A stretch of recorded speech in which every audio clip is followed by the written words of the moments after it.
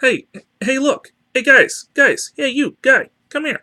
Hey, guys. Hey, you. Yeah, you too. Come down here. Come on there and take a look at this. You see that? We got 11 subscribers. How about that? Okay, let's get back to work. Okay, put you back behind the camera where you belong and put you back to what you were doing. Okay. To you 11 who have subscribed, thank you.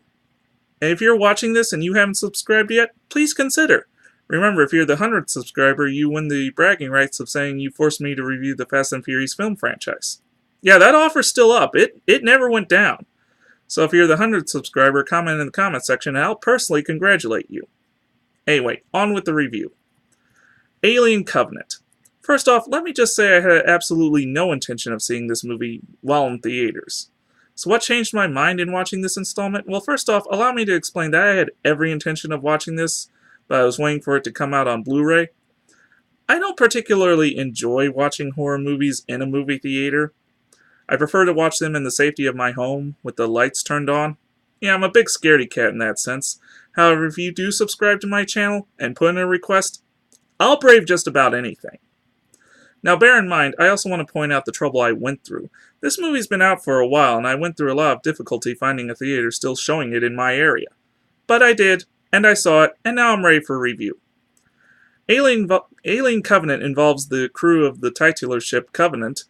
Among the members of the crew is Walter, a robot like David in the previous film, both portrayed by Michael Fassbender, Tennessee Ferris, the ship's chief pilot, portrayed by Danny McBride, Christopher Oren, the first mate turned captain after the death of the previous captain due to the ship colliding with a nearby neutrino burst. He's portrayed by Billy Crudup.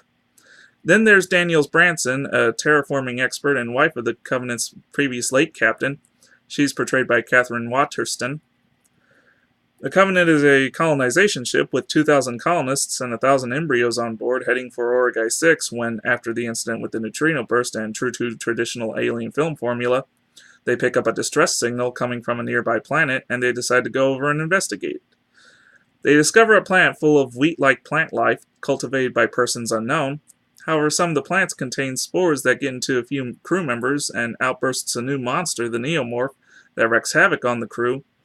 They are then rescued by David, the robotic survivor of the previous film Prometheus, who leads them to a city littered with engineer corpses, and the adventure continues from there. This was an extremely boring movie.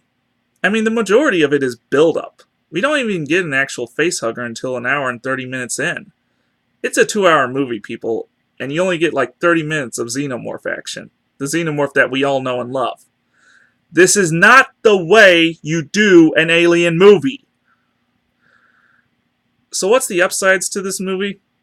Well, honestly, the scenes were pretty well directed. Specifically, the death scenes of the Neomorph bursting out of the crew member's chest, and the attacks of the actual Xenomorph, which comes much later.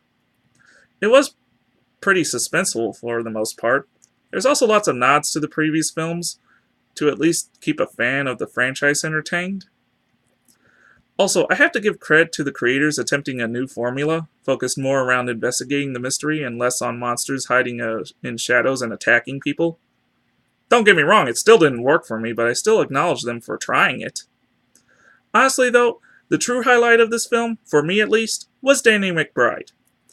He's one of those guys you're so used to seeing in comedic roles that when you actually see him in a serious one like this one, it's actually kind of fun. I'm so used to seeing him being typecast as an obnoxious comedic twerp that when I see him in this, worrying about his wife, trying to make life or death decisions, it's kind of nice. He certainly does capture the humanizing element for what few scenes he's in, and I certainly hope this gives him more serious roles in the near future. Overall, would I recommend this movie? No. I mean, if you're new to the Alien franchise, I guess it's a decent flick. But we've had so many good ones prior to this. I mean, through all their faults, Alien 3 and Resurrection were better films than this. I'm Mike, and this has been a Penguins Rock production.